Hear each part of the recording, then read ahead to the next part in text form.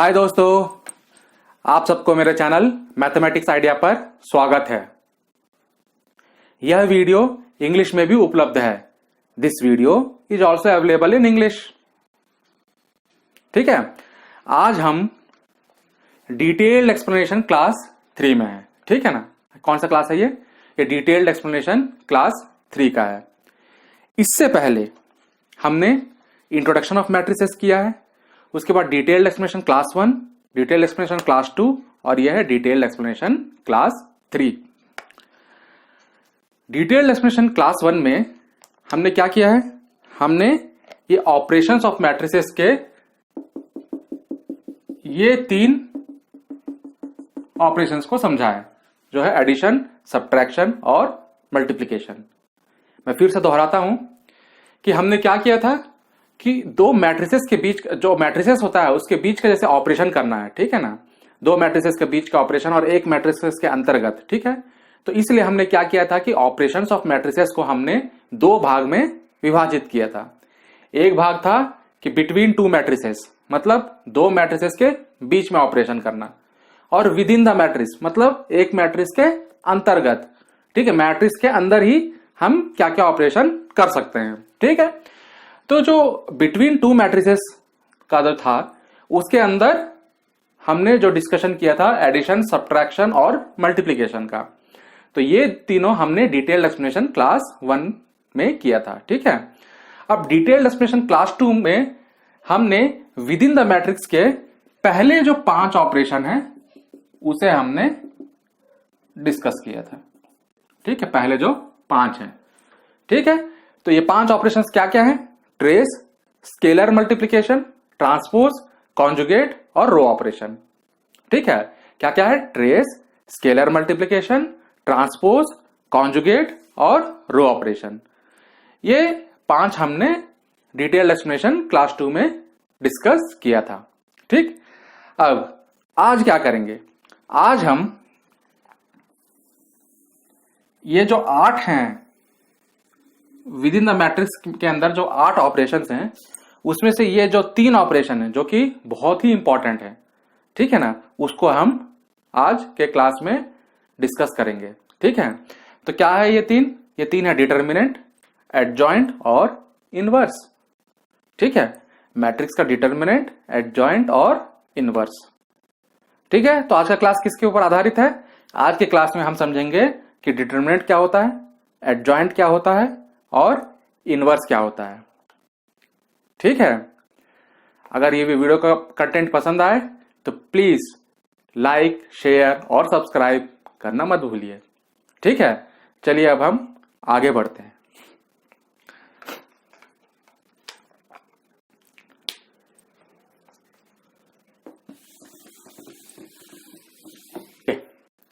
तो चलिए अब हम समझते हैं कि ये डिटर्मिनेंट को कैसे पता लगाए। ठीक है ना, डिटर्मिनेंट को कैसे पता लगाए। तो पहले डिटर्मिनेंट समझने से पहले हम क्या करेंगे, माइनर्स और कोफैक्टर समझेंगे कि ये क्या होता है।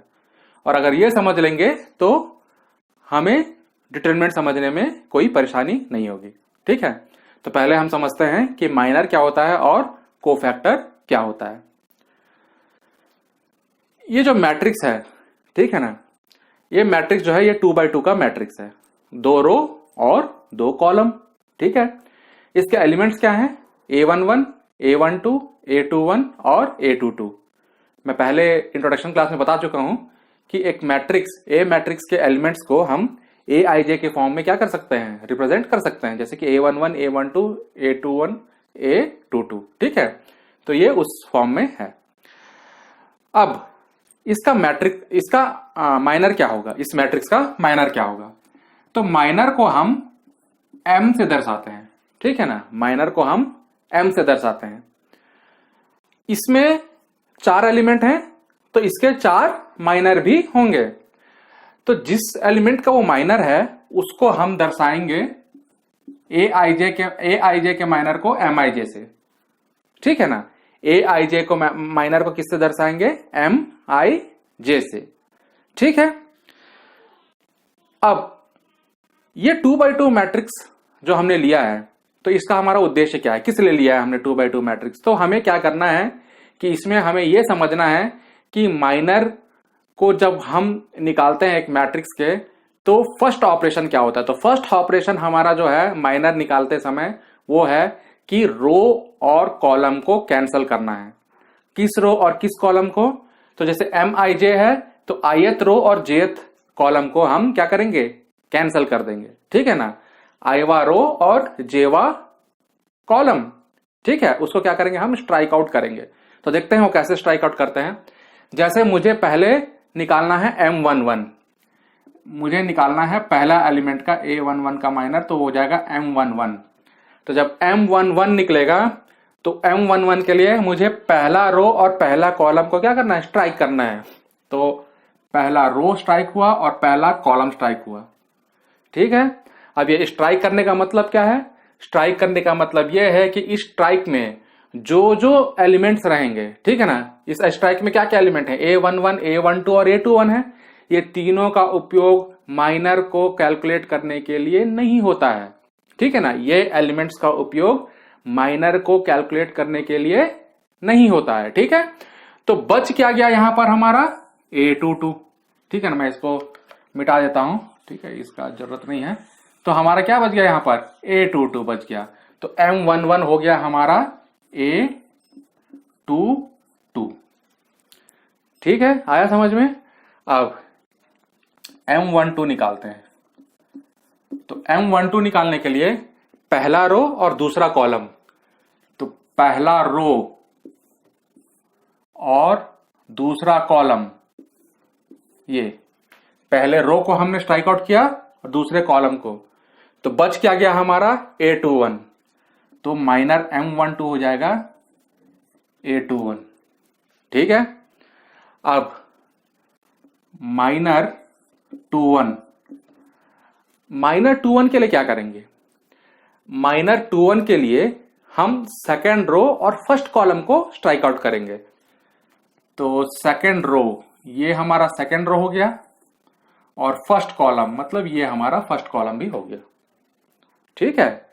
तो क्या किया हमने, M21 के लिए सेकेंड रो और फर्स्ट कॉलम को स्ट्राइक आउट कर गया, बचा क्या A12।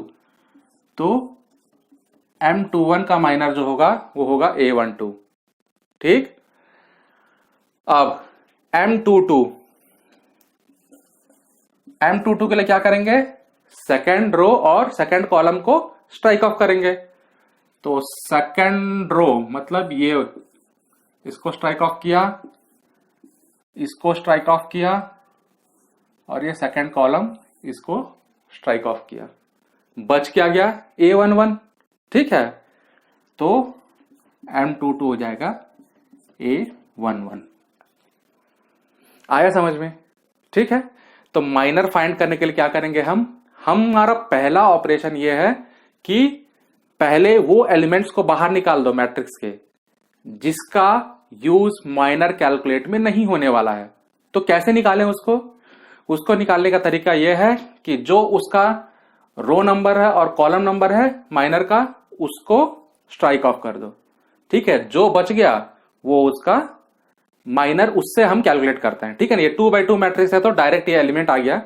3x3 मैट्रिक्स इस सेक्शन के बाद समझेंगे कि 3x3 मैट्रिक्स में कैसे करते हैं, ठीक है ना। तो ये 2x2 मैट्रिक्स है तो डायरेक्ट हमारा आ गया M11 जो है वो A22 हो जाएगा, क्योंकि एक ही एलिमेंट बचा भाई, अब उसमें क्या ऑपरेशन करेंगे कोई, ठीक है। तो इसलिए M11 जो हो गया वो हो गया हमारा A22। तो फिर से मैं बताता हूं, पहले क्या किया हमने, M11 में हमने फर्स्ट रो और फर्स्ट कॉलम को स्ट्राइक ऑफ किया तो हमें मिल गया A22। M12 के लिए हमने फर्स्ट रो और सेकंड कॉलम को स्ट्राइक ऑफ किया, ठीक है, तो हमें बन गया A21। M21 के लिए हमने सेकेंड रो और फर्स्ट कॉलम को स्ट्राइक ऑफ किया तो हमें मिल गया A12।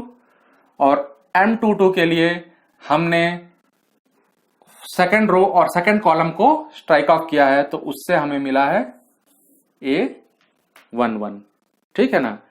तो ये हमने सिंबल्स का यूज किया है आपको समझाने के लिए कि क्या क्या हमने इसमें स्ट्राइक ऑफ किया है, ठीक है।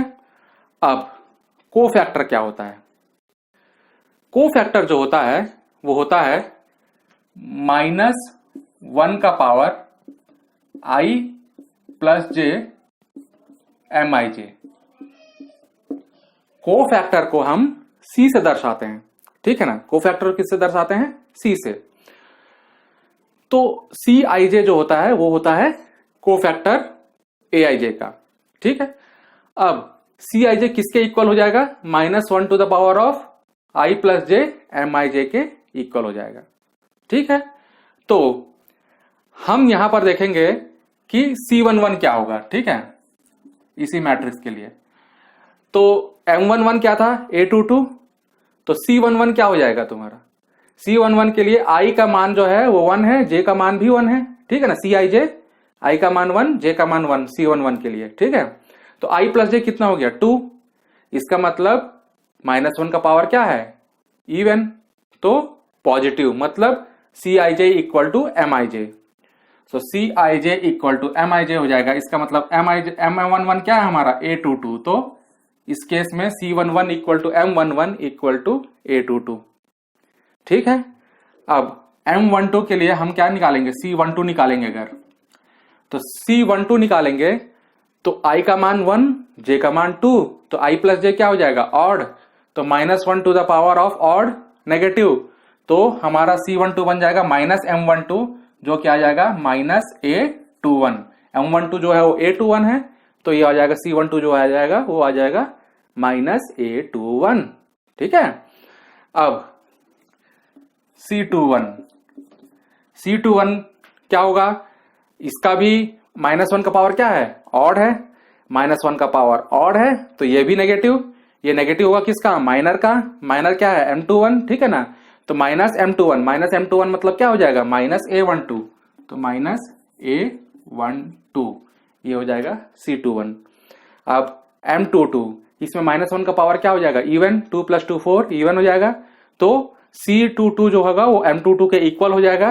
तो C22 जो होगा वो होगा A11, ठीक है। आया समझ में? तो ये हो गया हमारा एलिमेंट्स के फॉर्म में, Aij के फॉर्म में। तो हमने अब क्या करेंगे? हम एक एग्जांपल लेंगे और एग्जांपल लेके समझेंगे कि इसका माइनर और कोफैक्टर्स क्या क्या होगा। तो एग्जांपल मैट्रिक्स है 1, 2, 3 और 4, ठीक है। तो सबसे पहले हम M11 लेंगे। तो M11 के लिए पहला रो, पहला कॉलम, ठीक है। तो हमारा क्या बचा? 4, तो M11 4 हो गया। अब C11 क्या होगा? C11 क्या होगा? 1 + 1 इवन, ठीक है। तो इसका मतलब जब इवन होता है तो क्या होता है? माइनर और कोफैक्टर दोनों समान हो जाते हैं, ठीक है ना। जब इवन होता है i और j का योग अगर इवन हो जाता है तो क्या हो जाता है? कोफैक्टर और माइनर समान हो जाते हैं। तो यहां हो जाएगा 4, ठीक है। वैसे ही M12 क्या होगा? M12 के लिए फर्स्ट रो और सेकंड कॉलम, फर्स्ट रो और सेकंड कॉलम बचा 3, और C12 क्या हो जाएगा हमारा? C12 हो जाएगा -3, क्योंकि -1 का पावर क्या है यहाँ पर? ऑड है। 1 + 2 ऑड है, ठीक है ना। तो -1 का पावर जब ऑड रहेगा तो यहाँ पर हमारा नेगेटिव रह जाएगा, ठीक है ना। तो उस केस में Cij इक्वल टू -Mij हो जाता है, जब i प्लस j जो होता है वो ऑड हो जाता है। तो अब उसके बाद M21 के लिए सेकेंड रो और फर्स्ट कॉलम, मतलब ये वाला एलिमेंट भी गया, ठीक है ना। तो बचा क्या? 2, तो M21 जो हो जाएगा वो होगा 2। अब C21 क्या होगा? C21 के लिए ये नेगेटिव हो जाएगा, क्योंकि 2 + 1 क्या होता है? ऑड, तो ये बन जाएगा -2, ठीक है। C21 क्या हो जाएगा? -2। अब M22 जो होगा सेकेंड रो और सेकेंड कॉलम को निकालेंगे। तो सेकेंड रो और सेकेंड कॉलम मतलब ये भी गया, बच गया क्या? 1, तो यहां आ जाएगा 1। अब C22 क्या होगा? C22 जो होगा वो होगा पॉजिटिव, -1 का पावर 2 + 2, ठीक है ना। तो वो इवन है। तो जब इवन होता है तो क्या होता है? C22 जो होगा वो M22 के इक्वल हो जाएगा, ठीक है ना। तो M22 का इक्वल हो जाएगा तो C22 का मान भी 1 हो जाएगा। आया समझ में? ठीक है, तो ये था कि 2x2 मैट्रिक्स का माइनर्स और कोफैक्टर कैसे निकालते हैं। ठीक है, चलिए अब ये मिटा देता हूं। अब हम मूव करते हैं अगले सेक्शन में, जिसमें कि हम समझेंगे कि 3x3 मैट्रिक्स का कैसे निकालेंगे। ठीक है ना, चलिए आगे बढ़ते हैं। अब ये समझते हैं कि 3x3 मैट्रिक्स का माइनर्स और कोफैक्टर्स कैसे निकालते हैं। ठीक है ना, तो सबसे पहले हम निकालते हैं M11। ठीक है, तो इसमें देखिए, इसमें I का मान क्या है 1 और J का मान भी 1 है। इसका मतलब I और J का मान जो 1 1 है, तो I फर्स्ट रो और फर्स्ट कॉलम को क्या करना है, हमको स्ट्राइक करना है। ठीक है, तो चलिए फर्स्ट रो और फर्स्ट कॉलम को हम स्ट्राइक कर दिए। इसका मतलब ये जो जितने भी एलिमेंट्स हैं वो सबका उपयोग माइनर के कैलकुलेशन में नहीं होगा। ठीक, अब M11 की कैलकुलेशन में अब कितने रह गए यहां पर 4। ठीक है ना, A22, A23, A32 और A33। ठीक है, अब ये चारों को लेकर के हम क्या करेंगे, ये जो एरो है लेफ्ट टू राइट डाउन, ठीक है, लेफ्ट से लेकर राइट नीचे की ओर और लेफ्ट टू राइट अप, ये दो एरो हम बना लेंगे इसमें। ठीक, अब ये एरो के एंड में जो भी एलिमेंट है, तो यहां पर एलिमेंट क्या है A22 और A33, तो वो दोनों का हम गुणा कर देंगे। ठीक है, ये दोनों का हम गुणा कर देंगे।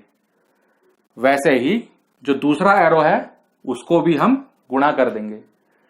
पहले एरो के जो दो एलिमेंट्स के जो गुणा हुए थे उससे दूसरे एरो के जो दो एलिमेंट्स के गुणा हुए हैं उसको सब्ट्रैक्ट कर देंगे। ठीक है ना, क्या करेंगे हम, पहले एरो से जो दो एलिमेंट मिले हैं उसका गुणा किए हैं, जो दूसरे एलिमेंट से जो किया है उसमें से जो दो प्रोडक्ट मिला हमको, ठीक है, दो को जो गुणा किया है वो दोनों को हम क्या करेंगे, सब्ट्रैक्ट कर देंगे। ठीक है ना, मतलब पहले एरो के एंड में क्या आया हमारा A22 और A33, तो ये दोनों का हमने क्या किया, गुणा कर दिया।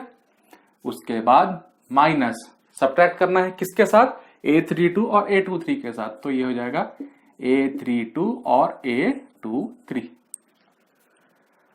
आया समझ में? ठीक है, बस यही करते जाना है सारे माइनर्स को फाइंड करने के लिए। चलिए अब हम आगे बढ़ते हैं, M12 को फाइंड करते हैं। ठीक है, तो M12 फाइंड करने के लिए फर्स्ट रो और सेकंड कॉलम निकाल देंगे। तो फर्स्ट रो और सेकंड कॉलम निकाल देंगे तो क्या क्या बचा हमारे पास, A21 A33, लेफ्ट से राइट डाउन फर्स्ट, सो ये बन जाएगा A21 into A33 minus A31 into A23, सो A31 इंटू A23। ठीक है, A31 इंटू A23। ठीक, यहां से अगर A31 से A23 में क्या करेंगे, लेफ्ट टू राइट ऊपर की तरफ, ठीक है ना, एरो सेकंड एरो, तो ये हमें करना है। ठीक है, तो यही हमको करते जाना है सारे माइनर्स के लिए। तो M13 का मान क्या हो जाएगा, M13 के लिए फर्स्ट रो और थर्ड कॉलम चला जाएगा, तो बचेगा A21 A32, A21 A32 minus A31 A22, A31 A22। अब उसके बाद M21 के लिए, 21 के लिए सेकंड रो और फर्स्ट कॉलम निकाल देंगे, तो बच जाएगा A12 A33, A12 A33 और A32 और A13, A32 और A13। ठीक है, अब उसके बाद M22 के लिए सेकंड रो और सेकंड कॉलम निकाल देंगे, तो बन जाएगा A11 A33 minus A31 A13 A13। ठीक है ना, आप देखिए यहां पर जैसे 2 2 है, ठीक है ना, तो कहीं पर भी रो का नंबर 2 नहीं आएगा किसी एलिमेंट में भी, और यहाँ पर कॉलम का नंबर 2 है, तो कहीं पर भी कॉलम का नंबर 2 नहीं आएगा इसमें एलिमेंट्स में, यही ध्यान रखना है, ठीक है ना। जैसे कि अब यहाँ पर देख लीजिए, यहाँ पर रो का नंबर कितना है, 2 है M21 में, तो देख लीजिए कोई भी एलिमेंट में रो का नंबर 2 नहीं होगा, ठीक है ना। और यहाँ पर कॉलम का नंबर क्या है, 1 है, तो यहाँ पर देख लीजिए किसी में भी कॉलम का नंबर 1 नहीं होगा। तो ये हमको एक बार यानी चेक कर सकते हैं आप, यानी जब लिख लेंगे तो माइनर को, ठीक है ना। तो चलिए अब हम M23 निकालते हैं। तो M23 क्या होगा, सेकंड रो और थर्ड कॉलम को निकाल देंगे, तो ये बन जाएगा A11 A32 minus A31 A12, ठीक है, A31 A12। अब उसके बाद M31 के लिए निकालते हैं। तो M31 के लिए क्या हो जाएगा, A12 A23 minus A13 A22, ठीक है। अब M32 क्या होगा, M32 हो जाएगा A11 A23 माइनस M32 हो जाएगा A11 A23 और A21 A13, ठीक है। और M33 क्या हो जाएगा, M33 के लिए थर्ड रो और थर्ड कॉलम निकाल लेंगे, तो A11 A22 minus A21 into A12। आया समझ में।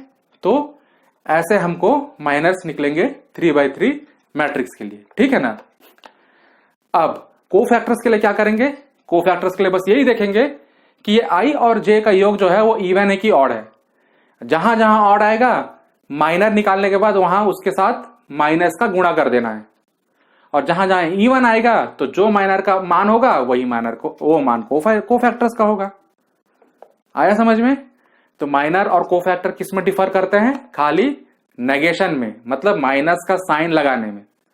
अगर ऑड रहा तो minus of minor will be cofactor, ठीक है ना, माइनस ऑफ माइनर कोफैक्टर बन जाएगा। और अगर इवन रहा तो माइनर ही कोफैक्टर होता है, ठीक, एक मैट्रिक्स में, ठीक है। तो अब चलिए, अब हम क्या करते हैं कि ये एक एग्जाम्पल मैट्रिक्स लेते हैं। ये 3x3 मैट्रिक्स है, 1 2 3 4 5 6 7 8 9, ठीक है ना। तो ये जो मैट्रिक्स है इस मैट्रिक्स का हम माइनर और कोफैक्टर निकालते हैं। तो देखते हैं कितना कैसे निकाल सकते हैं। तो M11 निकालते हैं पहले। तो M11 क्या आ जाएगा, 5 इंटू 9 45 माइनस 48 मतलब -3, ठीक है।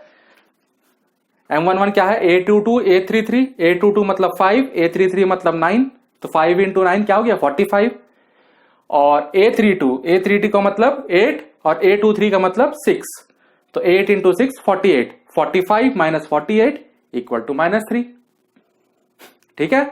तो M11 जो हो गया वो हो गया -3, ठीक। अब M12 के लिए फर्स्ट रो और सेकंड कॉलम को निकाल देंगे। तो 4 9 36 और 7 6 42, 36 माइनस 42 माइनस 6, तो ये बन गया -6, ठीक है। M13 के लिए फर्स्ट रो और थर्ड कॉलम निकाल देंगे। 8 4 32, 7 5 35, 32 माइनस 35 -3। अब उसके बाद M21 के लिए सेकंड रो और फर्स्ट कॉलम निकाल देंगे। 2 9 18, 8 3 24, 18 माइनस 24 -6। M2 के लिए सेकंड रो और सेकंड कॉलम निकाल देंगे। तो 9 1 9, 7 3 21, 9 माइनस 21 -12। M23 के लिए सेकंड रो और थर्ड कॉलम निकाल देंगे। तो 8 1 8, 7 2 14, 8 माइनस 14 -6। M31 के लिए थर्ड रो और फर्स्ट कॉलम निकाल देंगे। तो मतलब 6 2 12 और 5 3 15, 12 माइनस 15 -3। M32 के लिए थर्ड रो और सेकंड कॉलम निकाल देंगे। 6 1 6, 3 4 12, 6 माइनस 12 -6। ये बन गया -6। अब M33 के लिए थर्ड रो और थर्ड कॉलम निकाल देंगे। तो 5 1 जा 5, 4 2 जा 8, 5 - 8 -3, तो M33 बन गया -3। आया समझ में? तो ये इसके माइनर्स निकल गए। अब कोफैक्टर्स कैसे निकालेंगे? तो कोफैक्टर्स निकालने के लिए हमको क्या चाहिए? माइनर चाहिए। तो माइनर हम देख करके उसके साथ नेगेटिव का साइन लगाना है कि नहीं लगाना है हमको तय करना पड़ेगा। तो यहां पर C11 के लिए 1 और 1 दोनों का योग इवन है, तो C11 M11 के इक्वल होगा -3। यहां पर दोनों का योग क्या है? ऑड है, 1 और 2। तो इसका मतलब C12 जो होगा -M12 होगा, ठीक है ना? M12 का नेगेटिव होगा, तो ये बन जाएगा 6। वैसे ही 1 3 जहां पर रहेगा, 1 और 3 का योग इवन, तो ये बन जाएगा M13 के इक्वल, तो ये आ जाएगा -3 C13। अब C21 क्या होगा? C21 में ये ऑड है, 2 + 1 ऑड है, तो इसका नेगेटिव हो जाएगा, तो ये बन जाएगा 6। अब 2 2 के लिए ये क्या है? 2 2 इवन है, तो इवन है तो -1 का पावर इवन पॉजिटिव हो जाएगा, तो ये हो जाएगा -12। C23 के लिए 2 3 क्या है? ऑड है, 2 + 3, ठीक है ना? तो उसके लिए ये नेगेटिव बन जाएगा, तो ये हो जाएगा -6। C31 के लिए ये पॉजिटिव बन जाएगा, क्योंकि 3 और 1 क्या है? इवन है, तो इसलिए ये बन जाएगा -3, ठीक है। C32 के लिए ये क्या? 32 क्या है? ऑड है, तो ऑड है तो -6 क्या बन जाएगा? +6, क्योंकि माइनर का नेगेशन करना है, इसमें नेगेटिव बनाना है माइनर को। M33 क्या है? पॉजिटिव, क्या बोलते हैं? इवन है, तो इसलिए वो पॉजिटिव बन जाएगा, तो C33 जो होगा वो M33 के इक्वल होगा, तो C33 का मान हो जाएगा -3, ठीक है। तो इस तरीके से हम एक 3x3 मैट्रिक्स का माइनर और कोफैक्टर निकालेंगे, ठीक है। इस तरीके से हम एक 3x3 मैट्रिक्स का माइनर्स और कोफैक्टर्स निकालेंगे। आया समझ में? चलिए अब हम आगे बढ़ते हैं कि डिटर्मिनेंट कैसे निकालेंगे इसका यूज करके, ठीक है। चलिए आगे बढ़ते हैं।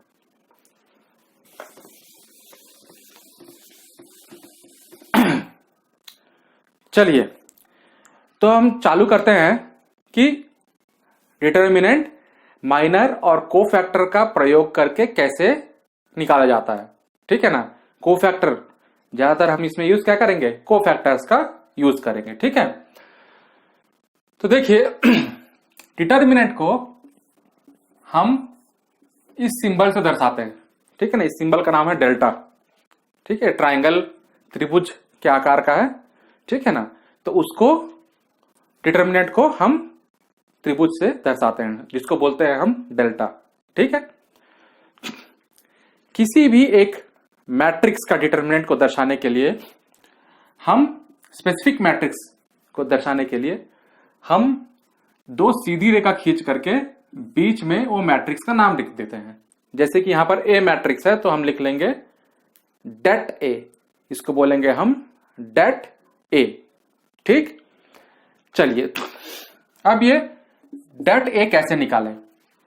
तो हमने यहां क्या किया है? एक 2x2 का मैट्रिक्स लिया। सबसे पहले सिंपल हम चालू करते हैं 2x2 से, ठीक है ना।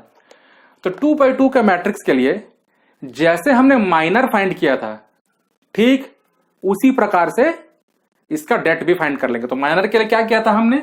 Left to right down and minus left to right up. Left to right down के एंड में, एंड पॉइंट्स में, ठीक है ना, के अंत में जो जो एलिमेंट्स हैं उसका हमने क्या किया था? गुणा किया था। माइनस जो लेफ्ट टू राइट अप है उसके एरो के अंत में जो एलिमेंट्स आए थे उसका गुणा करके हमने उससे उसको माइनस कर दिया था, ठीक है ना। तो डेट ए हमारा पर यहां पर क्या आ जाएगा? A11 A22 minus A21 A12, ठीक है। तो ये आ जाएगा A11 A22 माइनस A12 और A21, ठीक है। तो ये आ जाएगा हमारा डेट 2x2 के मैट्रिक्स का। आया समझ में? ये हो जाएगा 2x2 मैट्रिक्स का डिटर्मिनेंट। ओके, इसको हम इससे भी दर्शा सकते हैं। ठीक, अब ये एक 2x2 मैट्रिक्स है, ठीक है ना, ये एक 2x2 मैट्रिक्स है, 1 2 3 4, ये एक एग्जाम्पल मैट्रिक्स है। अब देखते हैं इसमें इसका डिटर्मिनेंट कैसे निकालेंगे। तो इसके डिटर्मिनेंट के लिए date A equal to A11 A22 मतलब 1 इंटू 4, तो ये हो जाएगा 1 इंटू 4, और 2 इंटू 3, तो ये हो जाएगा 3 इंटू 2, ठीक है ना, 2 इंटू 3 या 3 इंटू 2, ये हो जाएगा 4 माइनस 6 जो कि हो गया -2। ठीक है, तो क्या आ गया हमारा डिटर्मिनेंट इसका? -2। ठीक, फिर से मैं दोहराता हूं, इसके डेट ए का डिटर्मिनेंट निकालने के लिए A11 A22 minus A21 A12 करेंगे। ठीक है ना, 2x2 मैट्रिक्स के लिए हमने एक एग्जांपल मैट्रिक्स लिया था, उसका मैट्रिक्स का हमने डिटर्मिनेंट निकाला, तो हमें उसका डिटर्मिनेंट -2 निकला। ठीक है, चलिए अब हम क्या करते हैं, हम एक 3x3 मैट्रिक्स लेते हैं। ठीक है, 3x3 मैट्रिक्स लेंगे, तो यहां पर हमारा आ जाएगा, इसको मैं मिटा देता हूं, A13 A23 A31 A32 A33। ठीक है, और हम एग्जाम्पल मैट्रिक्स लेते हैं,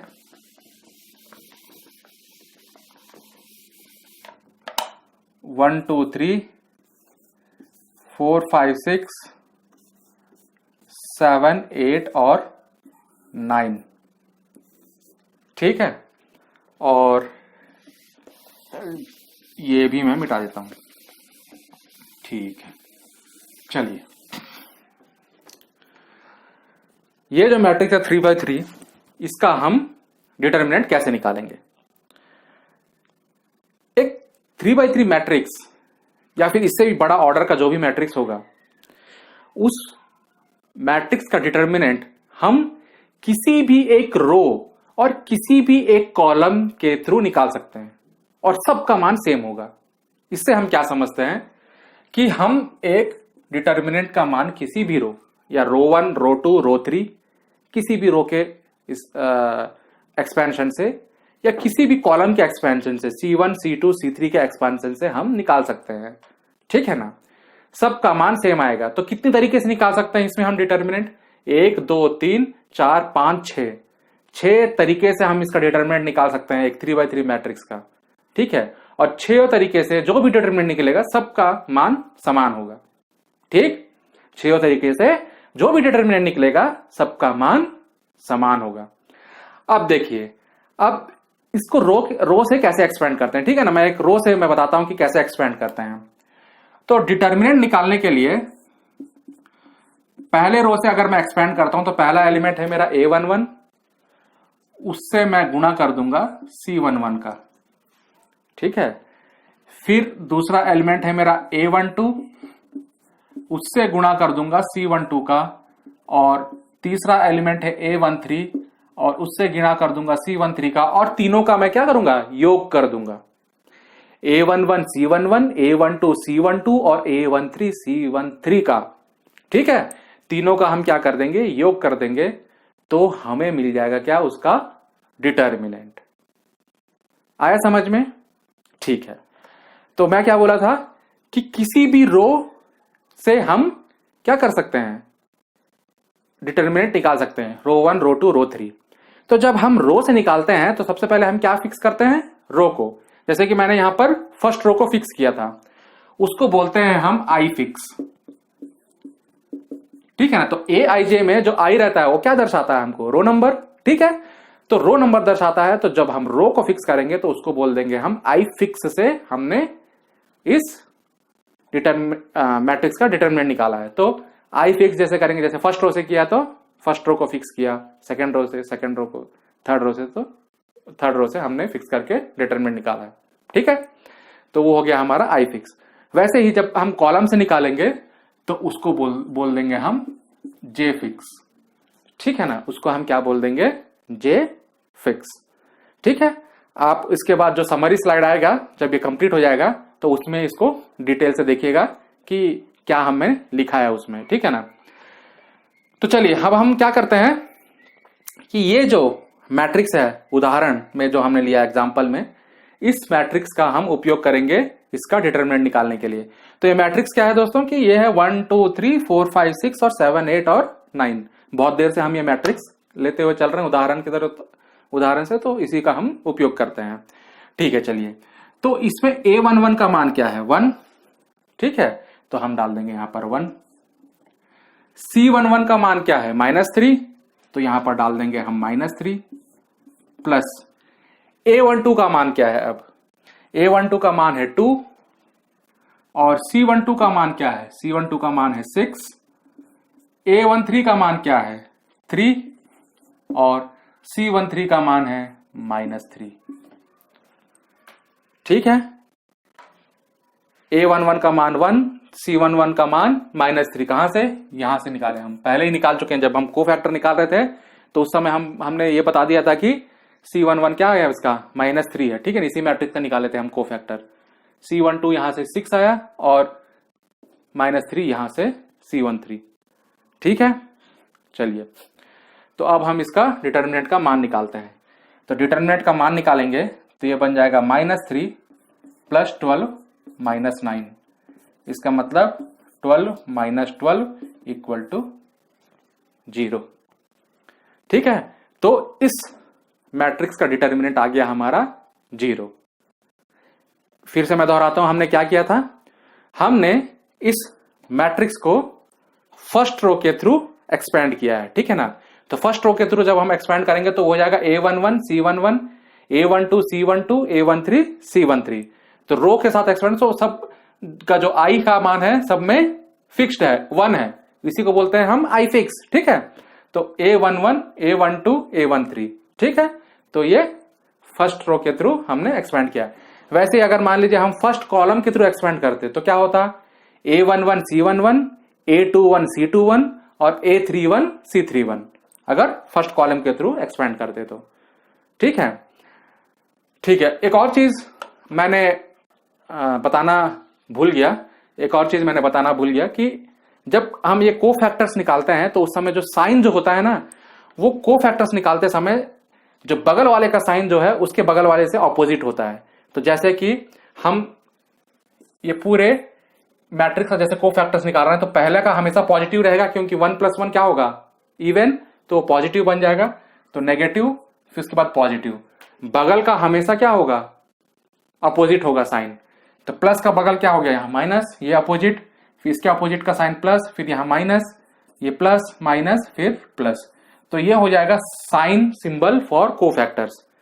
तो इससे हमको पता चल जाएगा कि कहां कहां माइनर और कोफैक्टर इक्वल होते हैं। तो कौन कौन से पोजीशन में माइनर और कोफैक्टर इक्वल होते हैं, ये सब पोजीशन में माइनर और कोफैक्टर दोनों क्या होते हैं, बराबर होते हैं। ठीक है, तो ये कौन सा पोजीशन है, a11 का, a13 का, a22 का, a31 का और a33 का पोजीशन 3x3 मैट्रिक्स में, जिसमें कि माइनर और कोफैक्टर दोनों क्या होते हैं, बराबर होते हैं।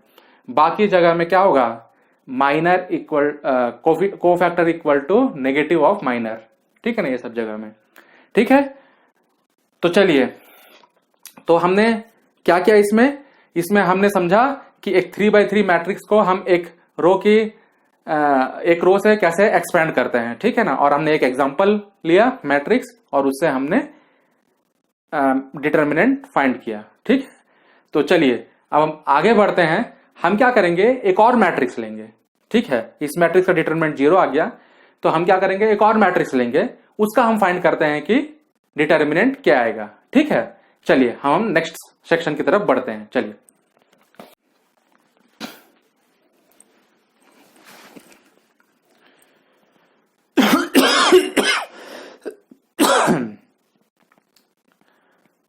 ओके, तो चलिए अब हम क्या करते हैं, कि एक दूसरा 3x3 मैट्रिक्स लेते हैं। ठीक है ना, 3x3 मैट्रिक्स तो ये दूसरा 3x3 मैट्रिक्स क्या है? 0 2 6 1 5 0 3 7 1। ठीक है, ये क्या है? दूसरा 3x3 मैट्रिक्स है। इस 3x3 मैट्रिक्स का अब हम पता लगाते हैं कि डिटर्मिनेंट कैसे निकालेंगे। तो इसका डिटर्मिनेंट डेट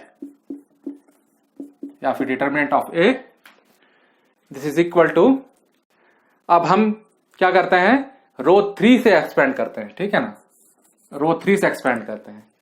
तो रो 3 से एक्सपेंड करेंगे तो क्या बन जाएगा? पहले A31 into C31, A32 into C32 और A33 इंटू C33, ये तीनों का योग कर देंगे। चलिए, A31 क्या हो गया हमारा? 3। C31 के लिए पहले क्या करना है हमको? माइनर फाइंड करना है, जो कि होगा 0 इंटू 2 और 5 माइनस 5 इंटू 6, तो हो जाएगा -30। C31 के लिए माइनर और कोफैक्टर दोनों सेम होगा, तो इसलिए ये पॉजिटिव होगा, जो कि कोफैक्टर भी -30 ही होगा। चलिए, अब उसके बाद A32 हमारा हो गया 7। ठीक है, अब उसके बाद 7 का माइनर क्या होगा? 0 इंटू 0 1 इंटू 6, तो -6। कोफैक्टर के लिए -6 के आगे नेगेटिव लग जाएगा, क्योंकि 3 2 क्या हो जाएगा? 3 और 2, 3 + 2 ऑड है, तो वो नेगेटिव हो जाएगा। ठीक, तो इसीलिए कोफैक्टर के आगे में हमने नेगेटिव लगा दिया। फिर A33 और हमको क्या निकालना है फिर? C33। तो A33 हो गया हमारा 1 और C33 के लिए 5 इंटू 0 माइनस 1 इंटू 2, तो ये हो जाएगा -2। और ये C33 क्या है? 3 इवन है, 3 + 3 6 इवन, तो पॉजिटिव ही रहेगा। प्लस अब ये इसको जोड़ देंगे, तो ये बन जाएगा -90 प्लस 42 -2। ठीक है, -90 प्लस 42, माइनस पॉजिटिव प्लस 42 और ये -2, तो डेट आ गया हमारा -50। ठीक है, चलिए मैं दोहराता हूं क्या किया हमने इसमें एक 3x3 का दूसरा मैट्रिक्स लिया, जो कि है 0 2 6 1 5 0 और 3 7 1। इसमें जो रो 3 है 3 7 1 का, उस रो के थ्रू हमने क्या किया? एक्सपेंशन किया और हमने डिटर्मिनेंट पता लगाया। तो जब डिटर्मिनेंट पता लगाया तो हमें आया, इसका डिटर्मिनेंट क्या है? -50। ठीक है, चलिए अब आप इसका समरी स्लाइड देखिए, उसके बाद हम आगे बढ़ते हैं कि एडजॉइंट कैसे पता करते हैं। ठीक है, चलिए आगे बढ़िए।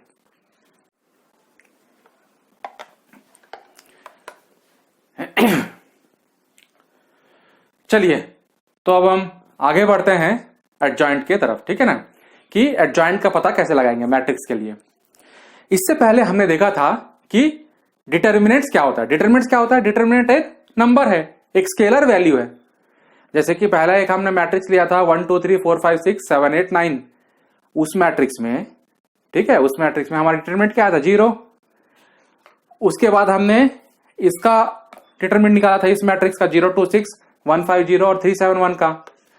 इसका डिटरमिनेंट क्या आया था? -50। ठीक है ना, जो हमने इससे पहले किया था, पहले सेक्शन में किया था। तो जो डिटरमिनेंट होता है वो क्या होता है? एक नंबर होता है। लेकिन एडजॉइंट क्या है? एडजॉइंट जो होता है वो एक मैट्रिक्स होता है। ठीक है ना, तो ये एक मैट्रिक्स ए जो है, जो 3x3 का है, तो इसका एलिमेंट्स क्या है? A11 A12 A13 A21 A22 A23 A31 A32 A33। ठीक है ना, ये एक 3x3 का मैट्रिक्स है। तो इस मैट्रिक्स का एडजॉइंट क्या होता है? ठीक है ना, तो एडजॉइंट को हम कैसे लिखते हैं? एडजॉइंट को हम ADJ ये लिख लेते हैं। ठीक है ना, एडजॉइंट को क्या लिख लेंगे हम? ADJ, और जिस मैट्रिक्स का एडजॉइंट निकाल रहे हैं उसको यहां लिख लेंगे। तो इसका ये दर्शाता है कि ये है एडजॉइंट ऑफ ए। ठीक, अब ये एडजॉइंट जो होता है वो क्या होता है कि मैट्रिक्स के कोफैक्टर्स, ठीक है ना, मैट्रिक्स का जो कोफैक्टर होगा उसका होता है ट्रांसपोज। तो ये होता है कोफैक्टर्स ट्रांसपोज। ठीक, आया समझ में? तो ये एडजॉइंट ए क्या होता है? ये होता है मैट्रिक्स, जो भी मैट्रिक्स है उसके कोफैक्टर्स का ट्रांसपोज होता है। ठीक है, चलिए तो फिर अब हम समझते हैं कि ये एडजॉइंट कैसे निकालें। ठीक है, तो एडजॉइंट निकालने के लिए सबसे पहले हम ये सैंपल एग्जांपल लेंगे। ठीक है ना, ये सैंपल एग्जांपल जो है 026150371, इस उदाहरण के लिए सबसे पहले हम निकालते हैं C11 क्या होगा। तो C11 के लिए हमको क्या निकालना है? पहले M11। तो M11 इसका क्या हो जाएगा? M11 के लिए पहला रो और पहला कॉलम निकाल देंगे, स्ट्राइक कर देंगे, तो ये आ जाएगा 5 माइनस 0, तो ये आ जाएगा 5। तो M11 जो होगा वो होगा 5। और C11 और M11 में नेगेटिव साइन लगेगा कि नहीं लगेगा? नहीं लगेगा, क्योंकि 1 + 1 क्या है? इवन है। ठीक है, तो C12 जो होगा उसमें नेगेटिव साइन लगेगा। तो जब C12 का पता लगाएंगे तो C12 के लिए क्या करेंगे? फर्स्ट रो और सेकंड कॉलम को स्ट्राइक कर देंगे। तो हमारे पास क्या बचा? 1 माइनस 3 × 0, तो ये आ जाएगा 1। और माइनर M12 जो होगा वो होगा 1, तो कोफैक्टर हो जाएगा -1। क्यों -1 होगा कोफैक्टर? क्योंकि 1 2 है यहाँ पर। 1 2 का मतलब 1 + 2 ऑड है, तो -1 ⁻ i + j नेगेटिव हो जाएगा। ठीक है, वैसे ही चलिए आगे बढ़ते हैं। तो C13 के लिए फर्स्ट रो थर्ड कॉलम निकाल देंगे, तो 7 - 15, 7 - 15 हो जाएगा -8। तो माइनर और कोफैक्टर इक्वल होगा क्योंकि i + j is even. C21 के लिए सेकंड रो और फर्स्ट कॉलम निकाल देंगे, तो 2 - 42, तो ये हो जाएगा -40, तो ये हो जाएगा 40, क्योंकि कोफैक्टर जो होगा माइनस ऑफ माइनर होगा। C22 के लिए सेकंड रो और सेकंड कॉलम निकाल देंगे, तो सेकंड रो सेकंड कॉलम निकालेंगे तो 0 - 18, तो 0 - 18 हो जाएगा -18, तो ये हो जाएगा -18। अब C23 second row third column, इसमें आ जाएगा 7 × 0 0 और 3 × 2 -6, तो -6 का फिर पॉजिटिव हो नेगेटिव ऑफ माइनर हो जाएगा, तो ये हो जाएगा 6 जो है वो पॉजिटिव हो जाएगा, तो -6 से ये बनेगा 6। ठीक है ना, C23 निकल गया। अब C31 के लिए थर्ड रो और फर्स्ट कॉलम, उसके लिए हो जाएगा 0 × 2 0 -30, तो C31 हो जाएगा -30, और कोफैक्टर जो होगा वो माइनर के इक्वल होगा, तो -30 हो जाएगा। C32 के लिए थर्ड रो और सेकंड कॉलम निकाल देंगे, तो 0 0 हो जाएगा, उसके बाद आएगा -6, तो ये बन जाएगा -6, और C32 जो होगा वो माइनर का नेगेटिव हो जाएगा, तो ये बन जाएगा 6। अब उसके बाद C33 के लिए 5 × 0 -2, तो ये बन जाएगा -2, कोफैक्टर जो है माइनर के इक्वल हो जाएगा, तो ये निकल गए ये मैट्रिक्स ए के कोफैक्टर्स। आया समझ में? ये निकल गया इस मैट्रिक्स ए का कोफैक्टर्स। अब जब ये निकल गया तो हम लिखेंगे कोफैक्टर्स मैट्रिक्स। तो ये कोफैक्टर्स का मैट्रिक्स क्या क्या निकलेगा?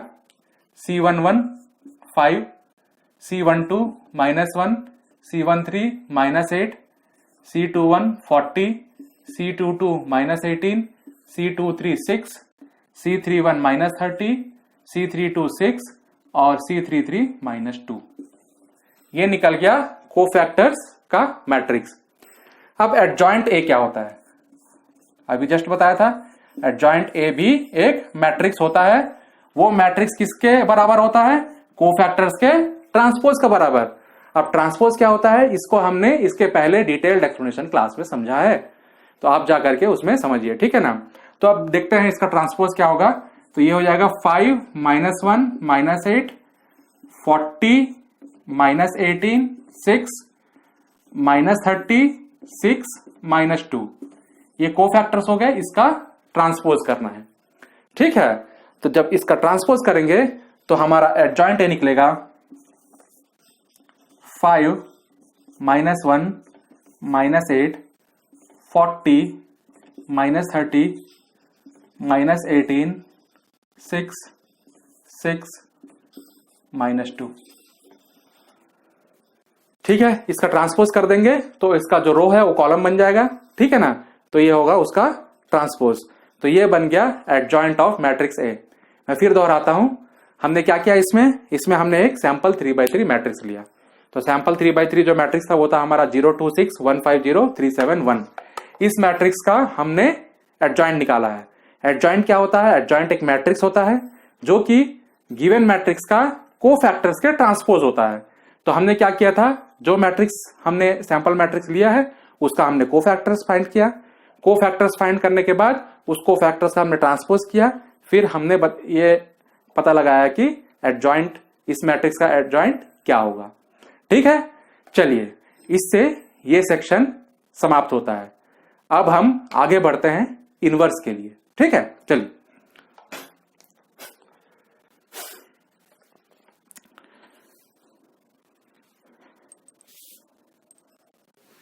तो हम आगे बढ़ते हैं इनवर्स की तरफ कि ये इनवर्स क्या होता है। ठीक है, तो जैसे कि हमारा एक नंबर है 2, तो 2 का इनवर्स क्या होगा? 1/2। ठीक है ना, वो मल्टीप्लिकेटिव इनवर्स होगा। मतलब मल्टीप्लिकेटिव इनवर्स एक नंबर का ऐसा नंबर होता है जो कि अगर ओरिजिनल नंबर से हम उसका मल्टीप्लिकेशन करते हैं तो आंसर आता है 1। ठीक है ना, तो वो होता है मल्टीप्लिकेटिव इनवर्स।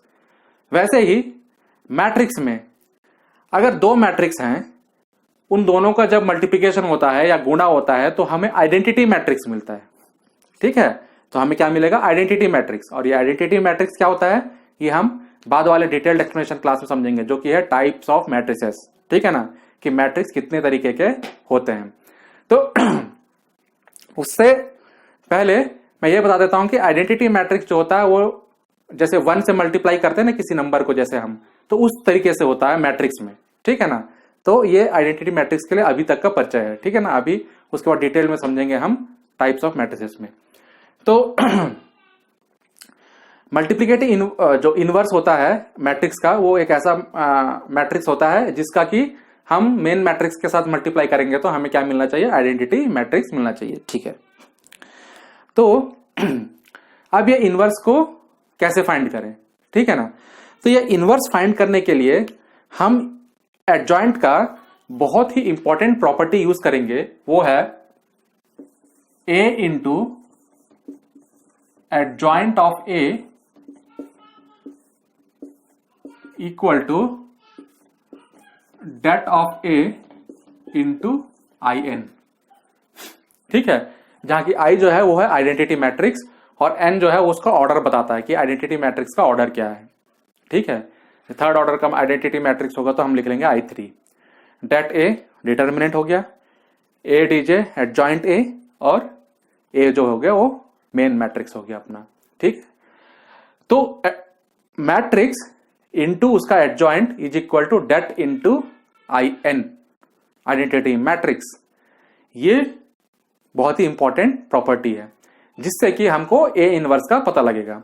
तो a इनवर्स के लिए क्या करेंगे, हम दोनों तरफ को LHS और जो RHS है दोनों को हम a इनवर्स से मल्टीप्लाई कर देंगे, a इनवर्स से हम गुणा कर देंगे। ठीक है ना, a इनवर्स से गुणा करने के बाद डेट ऑफ a को हम लेफ्ट हैंड साइड की तरफ लेके आ जाएंगे। तो हमारा क्या बनेगा इधर? हमारा इधर बनेगा एडजॉइंट ऑफ a 1/डेट a। इसको इधर से ट्रांसफर करने के बाद और a इनवर्स से दोनों तरफ को मल्टीप्लाई किए हैं तो ये बन जाएगा a इनवर्स in। और यहां पर जब a इनवर्स से मल्टीप्लाई करेंगे तो a इनवर्स इंटू a, ये बन जाएगा हमारा आइडेंटिटी मैट्रिक्स। अभी जस्ट बताया था मैं। और आइडेंटिटी मैट्रिक्स 1 के इक्वल होता है तो उसको अगर मल्टीप्लाई कर देंगे तो फिर 1 का रहना और ना रहना एक ही बात बराबर है। ठीक है ना, तो यहां पर से भी हम आइडेंटिटी मैट्रिक्स निकाल सकते हैं। तो एट लास्ट हमें मिलेगा फॉर्मूला कि a इनवर्स जो होता है वो होता है 1/डेट a into adjoint of a। ठीक है, तो a इनवर्स क्या होता है? a इनवर्स होता है 1/डेट a into adjoint of a। ठीक है, इसी से हम निकाल लिए। तो इसका यूज करके, ठीक है, इसका प्रयोग करके हम अब इनवर्स निकालेंगे। तो हम क्या किए हैं, यहां पर एक सैंपल मैट्रिक्स है, सेम मैट्रिक्स जिसका इससे पहले हमने एडजॉइंट निकाला था। तो इसका यूज करके तो हमें क्या क्या पता है? ये मैट्रिक्स पता है ठीक है, उसका एडजॉइंट पता है, ठीक है, उसके बाद हमें क्या पता है, इसका डिटरमिनेंट पता है, तो हम यहाँ डिटरमिनेंट का मान डाल देंगे, यहां पर वो मैट्रिक्स का मान डाल देंगे, एडजॉइंट ए का मैट्रिक्स का मान, तो हमें निकल जाएगा ए इनवर्स, सिंपल, ठीक है। तो ऐसे हम ए इनवर्स निकालते हैं। तो चलिए अब हम ए इनवर्स लिख लेते हैं, क्या होगा यहां पर, तो हमारा जो ए इनवर्स बनेगा वो बनेगा A inverse is equal to -1/50, क्योंकि डेट ए क्या है, -50 है, तो वो बन गया -50। अब ये एडजॉइंट ए क्या है, 5, 40, -30, -1, -18, 6, -8, 6, -2, ठीक है। तो ये बन गया इनवर्स। आया आप लोगों को समझ में, ठीक है। तो ऐसे हम इनवर्स निकालते हैं। अब ये क्या है, एक स्केलर है, तो स्केलर मल्टीप्लिकेशन में मैंने बताया था कि के अगर कोई स्केलर अगर मैट्रिक्स के साथ मल्टीप्लाई होता है तो हर एलिमेंट के साथ उसका हम गुणा कर देते हैं, ठीक है ना, हर एलिमेंट के साथ उसका हम मल्टीप्लिकेशन कर देते हैं। तो यहां पर 1/50 को सबके साथ गुणा कर दोगे तो हमें एट लास्ट में मैट्रिक्स मिल जाएगा कि वो मैट्रिक्स क्या है, ठीक है ना। उसके लिए आप मेरा वो डिटेल्ड एक्सप्लेनेशन क्लास देखिए जिसमें हमने स्केलर मल्टीप्लिकेशन समझा है, ठीक है, इससे पहले क्लास में हमने समझा था, ठीक। तो ऐसे हम ए इनवर्स को पता लगाते हैं। चलिए फिर मैं दोहराता हूं कि हमने क्या किया था। हम एक प्रॉपर्टी का यूज किए थे, एडजॉइंट का प्रॉपर्टी, जो कि है A into adjoint A is equal to det A into I n. इस प्रॉपर्टी को लेके हम ये दिखाए थे कि ए इनवर्स होता है 1/det ए इंटू एडजॉइंट ए होता है। अगर आपको ये समझना है कि ये प्रॉपर्टी कैसे है, तो इस प्रॉपर्टी का सिद्ध मैंने समरी में किया है। आप एक बार देख लीजिए कि ये प्रॉपर्टी को कैसे मैंने सिद्ध किया है, ठीक है ना। इस प्रॉपर्टी को मैंने सिद्ध किया है और ये समरी स्लाइड में आ जाएगा आपके पास। तो अब देखिए तो हमने ए इनवर्स क्या निकला, 1/det ए इंटू एडजॉइंट ए, हमको इस प्रॉपर्टी से पता चला, ठीक है। जब ये निकला ए इनवर्स क्या होता है 1/det ए इंटू एडजॉइंट ए, तो हमने एक सैंपल मैट्रिक्स लिया जिसका हमें एडजॉइंट पता है और इनवर्स पता है, सॉरी डिटरमिनेंट पता है, तो हमने उससे हमने ए इनवर्स निकाल दिया जो कि 1/det ए इंटू एडजॉइंट ए है, ठीक है। तो चलिए इससे इनवर्स कंप्लीट होता है। अब हम नेक्स्ट सेक्शन में समझते हैं कुछ प्रॉपर्टीज। ये प्रॉपर्टीज जो होते हैं, कई सारे प्रॉपर्टीज हैं, तो हम मेन प्रॉपर्टीज समझेंगे और जो प्रॉपर्टीज जिस प्रॉब्लम में यूज होगा, जो कि हम अपने वर्कशॉप सेशन में यूज करेंगे, जैसे प्रॉब्लम्स बनाएंगे हम अपने वर्कशॉप सेशन में, तो उसमें हम एक एक प्रॉपर्टी को नीड बेसिस पे समझेंगे, ठीक है ना। जहां पर जिसका उपयोग होगा वहां पर वो प्रॉपर्टी समझते जाएंगे, ठीक है। हर प्रॉपर्टी को यहां पर हम नहीं समझते हैं, ठीक है ना, ये अच्छा है थोड़ा। तो हम क्या करेंगे, जो मेन प्रॉपर्टी है वो समझेंगे। चलिए हम आगे बढ़ते हैं प्रॉपर्टीज के लिए, ठीक है। चलिए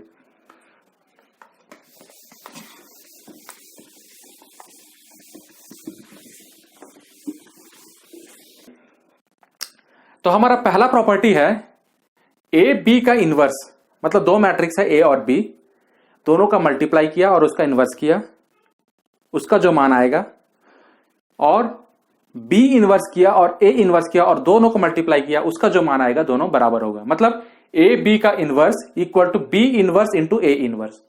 और मल्टीप्लीकेशन क्लास में एक बार जाके देख लीजिए कि A into B into A नहीं होता है, ठीक है ना। मैट्रिसेस में A into B into A नहीं होता है, ठीक है, हर जगह नहीं होता है, ठीक है। तो उसी तरीके से ए बी का इनवर्स जो है वो B inverse into A inverse होगा। इसी के बेस पे दो और है, एक है एडजॉइंट के लिए, कि जब हम एडजॉइंट निकालते हैं ए बी का, तो इसका मान जो होगा वो adjoint B into adjoint A होगा, ठीक है। एडजॉइंट ए बी निकालेंगे तो adjoint B into adjoint A, और जब ट्रांसपोज करेंगे तो उसमें भी ए बी का अगर हम ट्रांसपोज करते हैं तो ये बनेगा B transpose into A transpose. ये बहुत ही इंपॉर्टेंट प्रॉपर्टी है, ये जस्ट रिवर्सल लॉ बोलते हैं इसको, ठीक है ना। जैसे कि ए बी है तो ये बन जाएगा बी ए, तो A B inverse equal to B inverse A inverse. Adjoint A B is equal to adjoint B adjoint A B transpose is equal to B transpose A transpose, ठीक है। तो A B जो है वो क्या reverse बन जा रहा है, बी ए बन जा रहा है, ठीक है ना। और साइन जो है वो इंडिविजुअली लग रहा है, बी के ऊपर ए के ऊपर। ठीक है, तो ये हमारा पहला प्रॉपर्टी है, ये बहुत इंपॉर्टेंट है। दूसरा, ए ट्रांसपोज का इन्वर्स करो या ए इन्वर्स का ट्रांसपोज करो, बात बराबर। ठीक है, सेम बात है, ए ट्रांसपोज का इन्वर्स करें या फिर ए इन्वर्स का ट्रांसपोज करें। तीसरा प्रॉपर्टी, एक मैट्रिक्स है उसको पावर के है, मतलब के टाइम्स उसको मल्टीप्लाई कर दिया सेम मैट्रिक्स को, उसका इन्वर्स करें, या फिर एक मैट्रिक्स है उसका इन्वर्स निकाल के उसको के टाइम्स मल्टीप्लाई कर दिए, दोनों सेम है।